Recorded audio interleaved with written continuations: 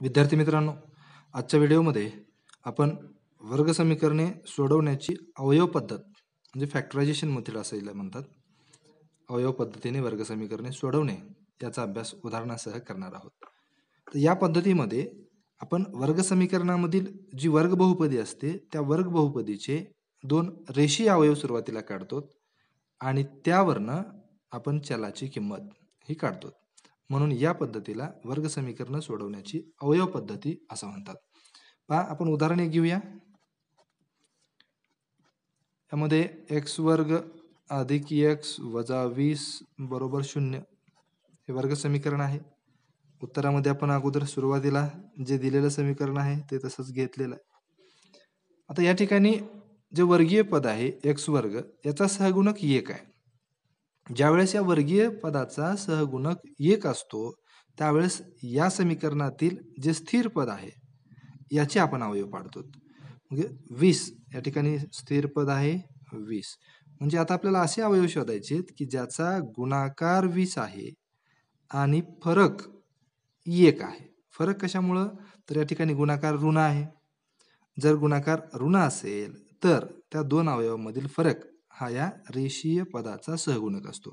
त्याचा सहगुणक किती आहे? तर 1 आहे. म्हणजे इथं असे अवयव शोधायचे की ज्यांचा गुणाकार 20 आहे आणि फरक 1 आहे.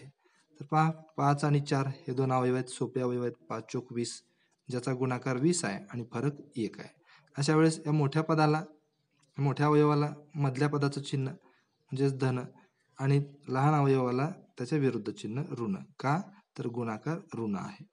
जर गुणाकार धन असेल तर या दोन्ही पदाची चिन्ह ही समान असतात आणि ती चिन्ह ही मधल्या पदाची असतात.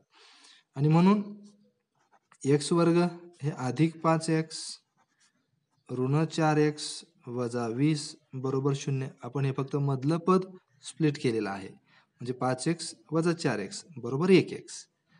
आता यानंतर या दोन दोनचे आपण अवयव केले, गट केलेत. तर x वर्ग आणि 5x मध्ये सामायिक x आहे. कंसामध्ये राहील x अधिक 5.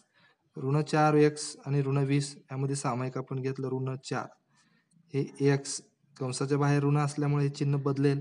अधिक 4 पंचे 20. आता इथं दोन्हीकडे x अधिक 5 आणि x अधिक 5 आलेला आहे या दोन्ही पदामध्ये. त्यामुळे x अधिक 5 सामायिक घेऊ. उरेल दुसऱ्या कंसामध्ये येईल हे x वजा 4 बरोबर 0. आता आपण हे अशी दोन रेषीय अवयव काढलेले आहेत. म्हणून या पद्धतीला अवयव पद्धती असं म्हणतात. आता आपल्याला हे वर्ग समीकरण सोडवायचंय म्हणजेच आपल्याला x ची किंमत काढायची, चलाची किंमत काढायची. आता इथं या दोन पदांचा गुणाकार 0 आहे. जर दोन पदाचा गुणाकार 0 असेल तर या दोन्ही पैकी किमान एक हे 0 असलंच पाहिजे, तरच हा गुणाकार 0 येईल. म्हणून x अधिक 5 बरोबर 0 किंवा x वजा 4 बरोबर 0. आणि म्हणून x बरोबर हे धन 5 आहे, बाजू बदलल्यावर ऋण 5 होईल. आणि x बरोबर हे ऋण 4 आहे, बाजू बदलल्यावर धन 4 होईल. ही झाली या वर्ग समीकरणाची मुळे. म्हणून उत्तर लिहूया. वर्ग समीकरणाची मुळे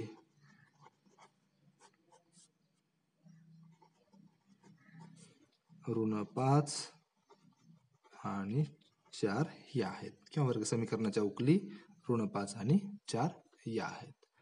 तर अशा पद्धतीने आपण या अवयव पद्धतीचा वापर करून हे वर्ग समीकरण सोडवतो. आता आपण सराव संच 2.2 मधली उदाहरणं या पद्धतीने सोडवणार आहोत.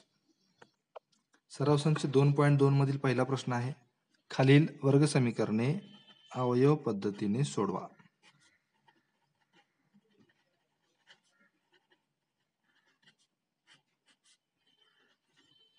अवयव पद्धतीने सोडवा. पहा, यामध्ये पहिलं उदाहरण आहे x वर्ग वजा 15x अधिक 54 बरोबर 0.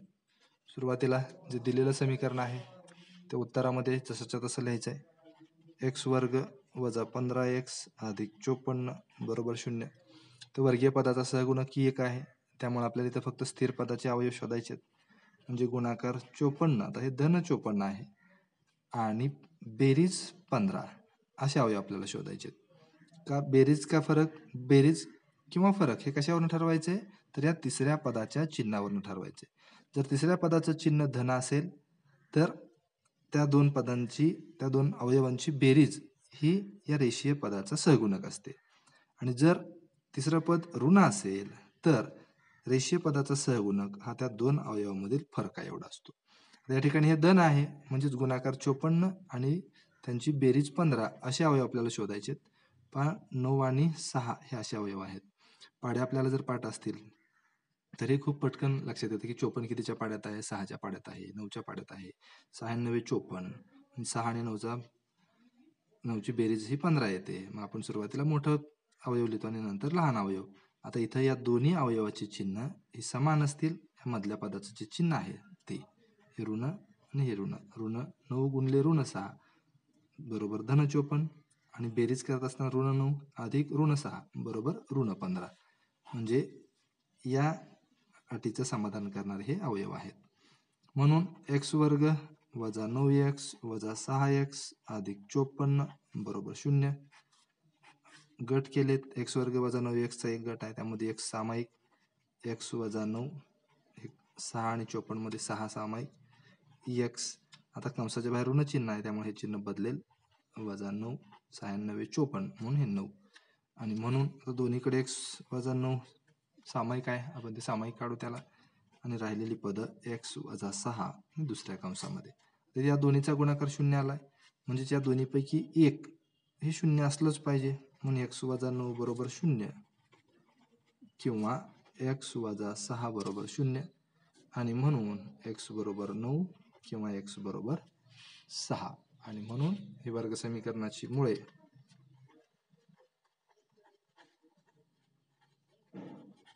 किंवा वर्ग समीकरणाच्या उकली 9 आणि 6 आहेत. अशा पद्धतीने आपण इथं अवयव पद्धतीचा वापर करून या वर्ग समीकरणाची मुळं शोधलेली आहेत. यानंतर या सराव संचाच्या पहिल्या प्रश्नाचं तिसरं उदाहरण आहे 2y वर्ग अधिक 27y अधिक 13 बरोबर 0. त्यातलं दुसरं जे उदाहरण आहे ते आपण सुरुवातीलाच सोडवलेलं आहे. ते या सराव संचातील पहिल्या प्रश्नातील दुसरं उदाहरण आहे, जे आपण सुरुवातीला अवयव पद्धती नेमकं कशी आहे हे पाहण्यासाठी घेतलेलं आहे. त्याच्यामध्ये समीकरण लिहूया 2y वर्ग अधिक 27y अधिक 13 बरोबर 0. इथं वर्गीय पदाचा सहगुणक 2 आहे. आता या ठिकाणी जर वर्गीय पदाचा सहगुणक 1 पेक्षा मोठा असेल तर हा सहगुणक आणि स्थिर पद या दोन्हीचा गुणाकार करायचा असतो. म्हणजे 2 गुणिले 13 13 दुने 26 हे धन 26 आहे. म्हणजे इथं आपल्याला आता याचे अवयव शोधायचे की अशा अवयव शोधायचे की ज्यांचा गुणाकार 26 आहे आणि बेरीज, कारण हे धन आहे, बेरीज 27 आहे. म्हणजे गुणाकार 26 आणि त्या दोन अवयवांची बेरीज 27 असे अवयव येतील. 26 आणि 1 26 1 26 दोन्हीची बेरीज 27 आहे आणि गुणाकार 26 आहे. आणि म्हणून 2y वर्ग अधिक 26y अधिक 1y अधिक 13 बरोबर 0. गट केलेले आहेत. 2 आणि 26 मध्ये सामायिक 2 आहे, y वर्ग आणि y मध्ये सामायिक y आहे, या ठिकाणी y राहील, अधिक 13 13 दुने 26 म्हणजे 13 अधिक इथं 1 सामायिक येईल, y अधिक 13 बरोबर 0. आणि म्हणून y अधिक 13 दोन्हीकडे सामायिक आहे आणि राहिलेली पदं दुसऱ्या कंसामध्ये 2y अधिक 1 बरोबर 0. आता पुन्हा इथे या दोन्हीचा गुणाकार 0 आलेला आहे, म्हणजेच या दोन्हीपैकी एक 0 असलं पाहिजे. म्हणजे y अधिक 13 बरोबर 0 किंवा 2y अधिक 1 बरोबर 0. आणि म्हणून y बरोबर हे धन 13 आहे, बाजू बदलल्यावर ऋण 13 येईल. इथं 2y बरोबर हे धन 1 आहे, हे ऋण 1 होईल. आणि y बरोबर हे 2 गुणिले y आहे, बाजू बदलल्यावर हे भागिले होईल, म्हणजे ऋण 1/2. म्हणून या वर्ग समीकरणाच्या उकली किंवा मुळं ही ऋण 13 आणि ऋण 1/2 ही आहेत. वर्ग समीकरणाची मुळे ऋण 13 आणि ऋण 1/2 आहेत.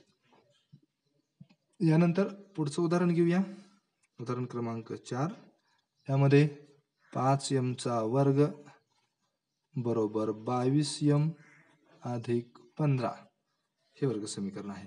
आता हे समीकरण स्टँडर्ड फॉर्ममध्ये दिलेलं नाही, सामान्य रूपामध्ये दिलेलं नाही. याला आपल्याला अगोदर सामान्य रूपात रूपांतरित करावं लागेल. अगोदर जसं दिलेलं आहे ते समीकरण आपण उत्तरामध्ये लिहायचंय. 5m वर्ग बरोबर 22m अधिक 15 याला सामान्य रूपामध्ये आपल्याला रूपांतरित करायचं आहे. म्हणून 5m वर्ग अधिक 22m आहे, बाजू बदलल्यावर वजा 22m होईल. धन 15 आहे, बाजू बदलल्यावर ऋण 15 होईल, बरोबर 0. आता इथं वर्गीय पदाचा सहगुणक 5 आहे, म्हणजे आपल्याला या सहगुणकाचा आणि स्थिर पदाचा गुणाकार करावा लागेल अगोदर. 15 5 75 हे ऋण 75 आहे. आता आपल्याला असे अवयव शोधायचे आहेत की ज्यांचा गुणाकार 75 आहे आणि फरक 22 आहे. फरक कशामुळं, तर हा गुणाकार ऋण आहे म्हणून. आता इथं गुणाकार 75 आणि फरक 22 असे असणारे अवयव पहा. 75 कितीच्या पाड्यामध्ये आहे, सुरुवातीला 15च्या पाड्यामध्ये येईल. 15 5 75, मात्र 15 आणि 5 मधला फरक 10 येईल, त्यामुळे हे अवयव नाहीत. त्यानंतर 25च्या पाड्यामध्ये आहे, 25 त्रिक 75, 25 आणि 3 यामधला फरक 22 आहे, म्हणजे हेच याचे अवयव आहेत 25 आणि 3. यामध्ये मोठ्या पदाला मधल्या पदाचं चिन्ह मोठ्या अवयवाला आणि लहान अवयवाला त्याचे विरुद्ध चिन्ह. का, तर गुणाकार ऋण आहे. ऋण केव्हा येतो गुणाकार, ज्यावेळेस भिन्न चिन्हांच्या संख्यांचा आपण गुणाकार करतो त्यावेळेस त्याचा गुणाकार ऋण येतो. समान चिन्हांच्या संख्यांचा गुणाकार हा नेहमी धन असतो, हे लक्षात ठेवा. कारण ऋण गुणिले ऋण बरोबर धन आणि धन गुणिले ऋण बरोबर ऋण किंवा ऋण गुणिले धन बरोबर ऋण. हा भिन्न चिन्हाचा गुणाकार आहे, ऋण आहे. समान चिन्हाचा गुणाकार आहे, हा नेहमी धन असतो. तर इथं म्हणून 5m वर्ग वजा 25m अधिक 3m वजा 15 बरोबर 0. पहा अवयव 5m वर्ग आणि 25m मध्ये सामायिक 5m येईल, या ठिकाणी उरेल m वजा 5 5 25 अधिक 3 सामायिक घेतलं m वजा 3 5 15 बरोबर 0. म्हणून m वजा 5 आणि 5m अधिक 3 या दोन्हीचा गुणाकार बरोबर 0 आला. इथं या दोन अवयवाचा गुणाकार 0 आहे, म्हणजेच या दोन्हीपैकी किमान एक हे 0 असलं पाहिजे. म्हणजेच m वजा 5 बरोबर 0 किंवा 5m अधिक 3 बरोबर 0 आणि म्हणून m बरोबर 5. इथं 5m बरोबर हे धन 3 आहे, बाजू बदलल्यावर ऋण 3 होईल, म्हणून m बरोबर ऋण 3च्या 3/5. म्हणजेच इथं वर्ग समीकरणाची मुळं आली 5 आणि ऋण 3/5.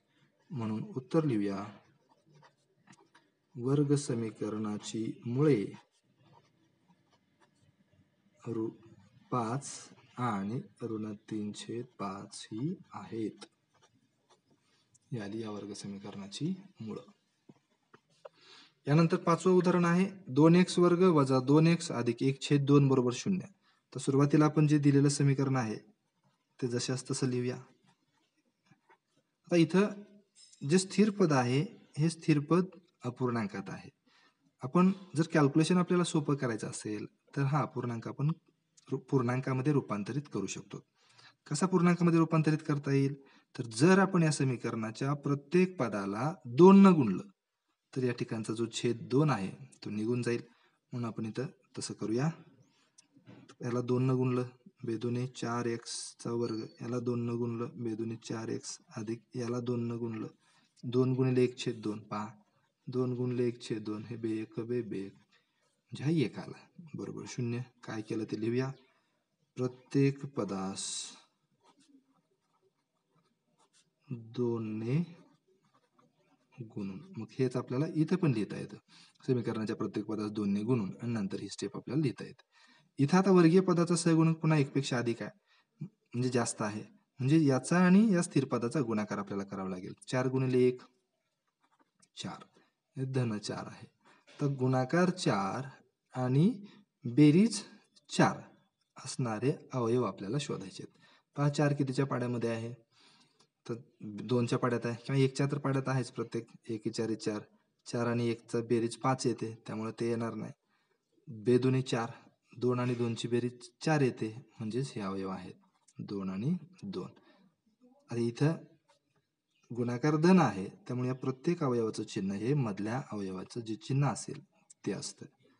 -2 गुणिले -2 बरोबर -4 आणि बेरीज -2 अधिक -2 बरोबर -4 म्हणून 4x वर्ग वजा 2x वजा 2x अधिक 1 बरोबर 0. 2चे गट केले, 4 आणि 2 मध्ये सामायिक 2, x वर्ग आणि x मध्ये सामायिक x कंसात उरेल 2 दुनी 4 म्हणजे 2x वजा 1 वजा 1 कॉमन घेतलं 2x कंसाच्या बाहेर ऋण असल्यामुळे चिन्ह बदलेल वजा 1 बरोबर 0 आणि म्हणून हे 2x वजा 1 दोन्हीकडे हे सामायिक पद आहे ते आपण इथे घेतो आणि उरलेलं जे पद आहे ते दुसऱ्या कंसामध्ये 2x वजा 1 बरोबर 0 म्हणून 2x वजा 1 बरोबर 0 किंवा 2x वजा 1 बरोबर 0 म्हणून 2x बरोबर धन 1 आणि म्हणून x बरोबर 1/2. 2x बरोबर ऋण 1 आहे, बाजू बदलल्यावर धन होईल म्हणून x बरोबर 1/2. या ठिकाणी या समीकरणाची मुळं ही सारखीच आलेली आहेत, समान आलेली आहेत. म्हणजेच ही जी राशी आहे ही राशी याचा वर्ग आहे, 2x वजा 1 कंसाचा वर्ग आहे. आपल्याला ते लिहिता येईल वर्ग समीकरणाची मुळे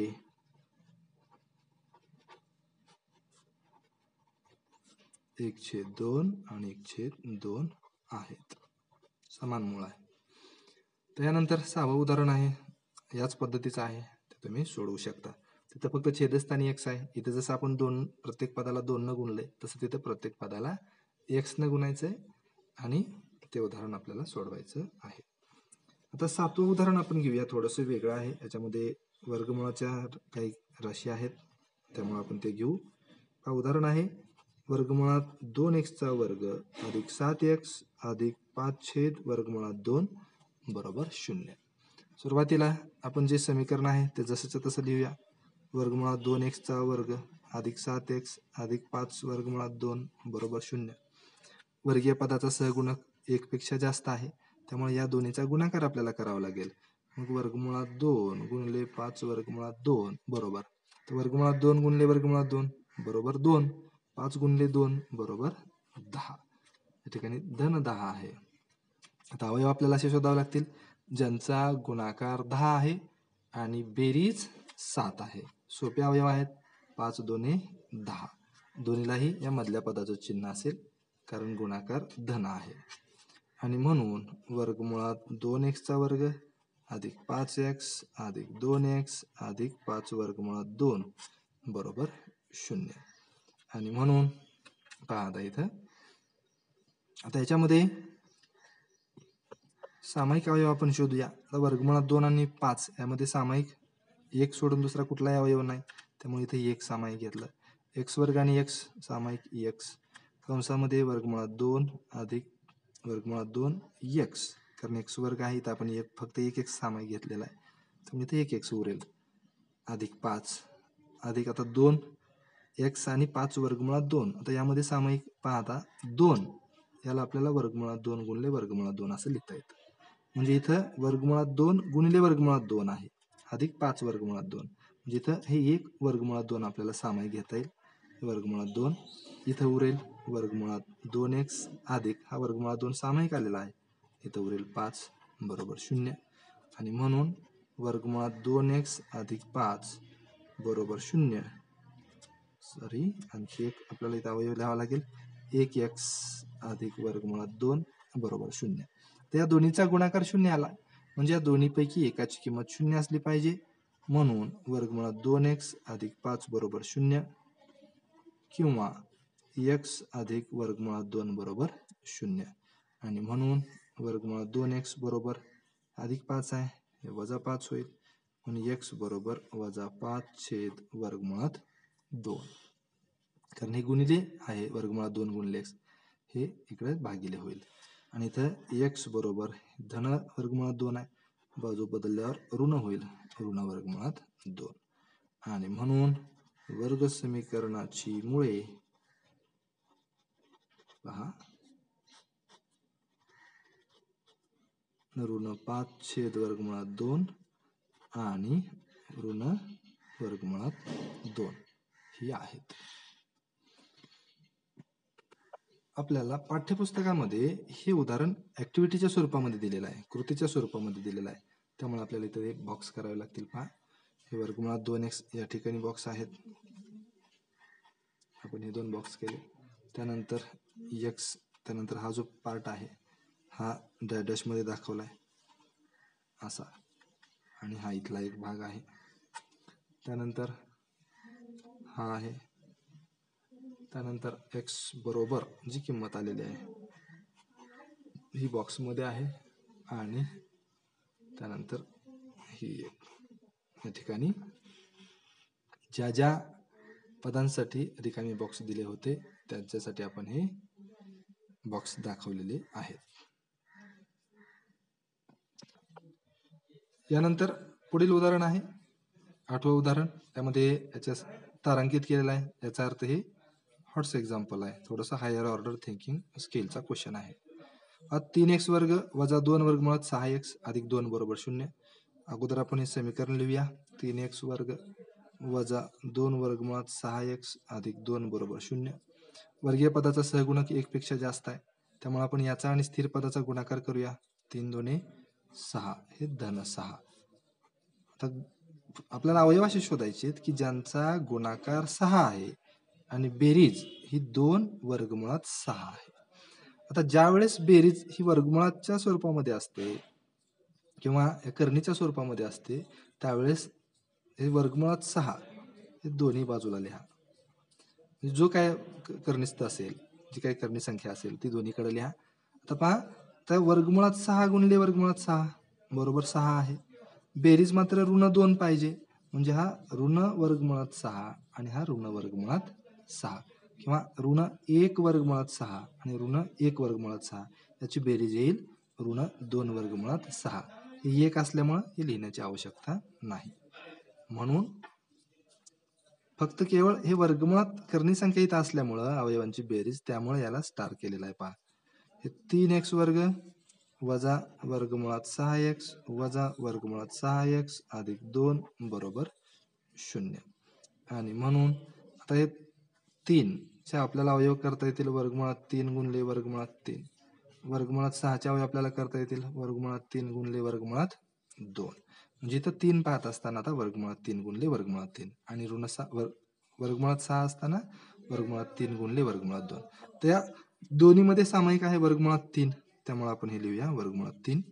एक्स वर्ग आणि एक्स मध्ये सामायिक आहे एक्स, इथं उरेल 3, हे वर्गमुळात 3, वर्गमुळात 3 गुणले वर्गमुळात 3 बरोबर 3. एक्स वर्ग मधला एक एक्स इथं सामायिक घेतलाय म्हणून हा एक एक्स येईल.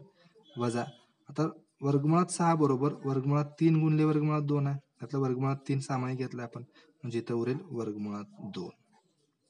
वजा इथं वर्गमुळात 6 म्हणजेच वर्गमुळात 3 गुणले वर्गमुळात 2 आहे, सामायिक घेऊया वर्गमुळात 2, म्हणून इथं उरेल वर्गमुळात 3x, कंसाच्या बाहेर ऋण असल्यामुळं चिन्ह बदलेल. 2 म्हणजेच ऋण वर्गमुळात 2 गुणले वर्गमुळात 2 आहे, त्यापैकी इथलं 1 वर्गमुळात 2 आपण सामायिक घेतलाय, म्हणून इथं राहील 1 वर्गमुळात 2 बरोबर 0. आता या 2 पदामध्ये हे पद सामायिक आहे वर्गमुळात 3x वजा वर्गमुळात 2, आणि उरलेली पद वर्गमुळात 3x वजा वर्गमुळात 2 बरोबर 0. पुन्हा इथे या दोन्हीचा गुणाकार 0 आलेला आहे, म्हणजे या दोन्हीपैकी किमान एक हे 0 असलं पाहिजे, म्हणून वर्गमुळात 3x वजा वर्गमुळात 2 बरोबर 0, किंवा वर्गमुळात 3x वजा वर्गमुळात 2 बरोबर 0, म्हणून वर्गमुळात 3x बरोबर हे बाजू बदलल्यावर धन होईल, म्हणून x बरोबर वर्गमुळात 2 छेद वर्गमुळात 3, किंवा यालाच आपल्याला वर्गमुळात 2 छेद 3 असे लिहिता येईल. म्हणून हे पहा वर्गमुळात 3x बरोबर वर्गमुळात 2, आणि म्हणून x बरोबर वर्गमुळात 2 छेद वर्गमुळात 3, आणि म्हणून वर्ग समीकरणाची मुळे इथं पण समान मूळ आले पाहिजे, एकच मूळ आले, हे वर्गमुळात 2 छेद 3 किंवा आणि वर्गमुळात 2 छेद वर्गमुळात 3 आहेत, समान मूळ आहे. इथं वर्गमुळात 2 छेद वर्गमुळात 3 याला आपल्याला असं लिहिता येतं वर्गमुळात 2 छेद 3, यांची किंमत सारखीच आहे. आता जी उदाहरणं राहिलेली आहेत पुढं, ही उदाहरणं अतिशय सोपी आहेत. याच्यामध्ये 9, 10, 11 आणि 12 अशी 4 उदाहरणं छोटे छोटे राहिलेत. पहा, त्यातलंही आपण एक उदाहरण घेऊया. उदाहरण क्रमांक 10 आपण घेऊ. 9वं उदाहरण हे फक्त सामान्य रूपामध्ये लिहून त्याचे अवयव सोडवायचे आहेत, अवयव काढायचे आहेत, आणि ते उदाहरण सोडवायचं आहे. 10वं उदाहरण आहे 25m वर्ग बरोबर 9. पहा उदाहरण जसेच तसे अगोदर लिहूया. 25m वर्ग बरोबर 9 म्हणून 25m वर्ग वजा 9 बरोबर 0. आता हे 25m वर्ग हे पद पूर्ण वर्ग पद आहे. तसंच हे 9 हे सुद्धा पूर्ण वर्ग संख्या आहे. हे 25m वर्ग कशाचा वर्ग आहे तर 5mचा वर्ग आहे आणि हे 9 3चा वर्ग आहे. इथे a वर्ग वजा b वर्ग ही नित्य समानता आपण वापरू शकतो. a वर्ग वजा b वर्ग बरोबर a अधिक b आणि a वजा b. इथे लिहूया कारण a वर्ग वजा b वर्ग बरोबर a अधिक b आणि a वजा b. आणि म्हणून 5m अधिक 3 बरोबर 0 किंवा 5m वजा 3 बरोबर 0 म्हणून 5m बरोबर 3 म्हणून धन 3 आहे बाजू बदल्यावर ऋण 3 होईल. ऋण 3 हे 5 गुणिले आहे बाजू बदलल्यावर भागिले होईल म्हणजेच m बरोबर ऋण 3/5. यानंतर हे 5m बरोबर हे ऋण 3 आहे बाजू बदलल्यावर धन होईल म्हणून m बरोबर 3 हे 5 गुणिले आहे बाजू बदलल्यावर भागिले होईल. आणि म्हणून वर्ग समीकरणाची मुळे